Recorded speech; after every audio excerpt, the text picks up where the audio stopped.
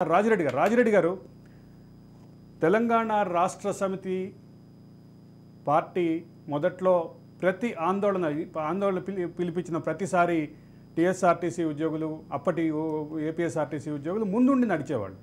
అటువంటి వాళ్ళు ఆ తర్వాత మీరు సమ్మె 2019లో సమ్మె చేసిన సందర్భంగా మీరు ఎందుకు ప్రశ్నించబడ్డారు? ప్రభుత్వ వైఖరిని ఎట్లా చూస్తారు మీరు?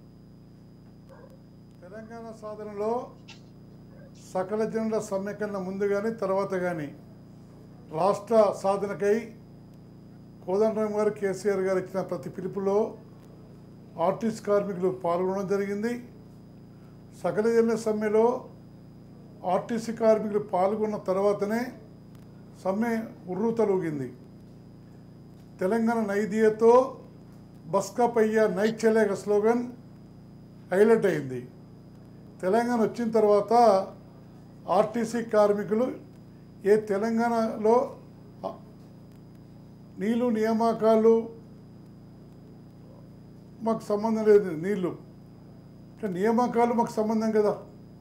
ఆర్టీసీలో ఆత్మగౌరవం ఒక్క నియామకం జరగలేదు. 57,000 మంది ఉండే తెలంగాణ వచ్చినప్పుడు యాజ్ అండ్ టుడే 43 అసెంబ్లీలో ఇంకా 1000 మంది తగ్గారు, 42 ఇవ్వాల. అప్పుడు 10,500 బస్సులు ఉండే, ఇలా 9,000 బస్సులే, అంటే కుదించుకుపోయింది ఆర్టీసీ. ఈ 9,000 బస్సుల్లో కూడా 40% అద్దె బస్సులు. 9,000 బస్సులో కూడా 6,000 బస్సులు ఆర్టీసీ, 3,000 బస్సులు అద్దె బస్సులు. తెలంగాణ వచ్చినప్పుడు 1,200 అద్దె బస్సులు ఉండే, 9,900 ఆర్టీసీ బస్సులు ఉండే, 9,000 చిల్లర. అంటే ఇప్పుడు అద్దె బస్సులు పెరిగినాయి. టోటల్ ఓవరాల్గా 1,500 బస్సులు తగ్గినాయి. ఓన్లీ హైదరాబాద్లోనే విశ్వనగరంగా అభివృద్ధి చెందిన హైదరాబాద్లోనే 900 బస్సులు తగ్గినాయి. అలాగే ఆర్టీసీ కార్మికుల జీతాలు 2013 జీతాలు తీసుకుంటున్నాం. మాకు 4 ఏళ్ళకి ఒకసారి వేతన సవరణ ఉంటుంది. 1/4/2013 వేతనాలు పెరిగినాయి మాకు కేసీఆర్ వచ్చినాక. కానీ అది కూడా 50% బాండ్ డబ్బులు ఇవ్వాలి, అది కూడా అసంపూర్తిగానే ఉంది. 1/4/2013 కూడా అసంపూర్తిగానే ఉంది. 1/4/2017 వేతన సవరణ చేయలేదు. 18లో కొట్లాడితే అయ్యారు ఇచ్చిండు.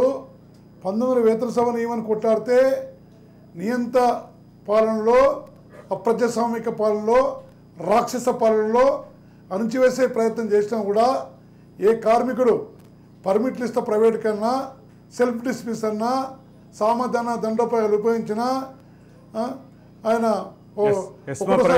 మూడోసారి అని చెప్పి డెడ్ లైన్ పెట్టినా ఏ ఒక్క కార్మికుడు ఆయన లొంగిపడదు. 150 మంది మినిస్టర్ల, ఎమ్మెల్యేల చుట్టాలు పక్కలు ఉంటే పోయి ఉండొచ్చు తప్ప అంత పగటికి బంది సమ్మె జరిగితే చర్చల ద్వారా పరిష్కరించలేదు.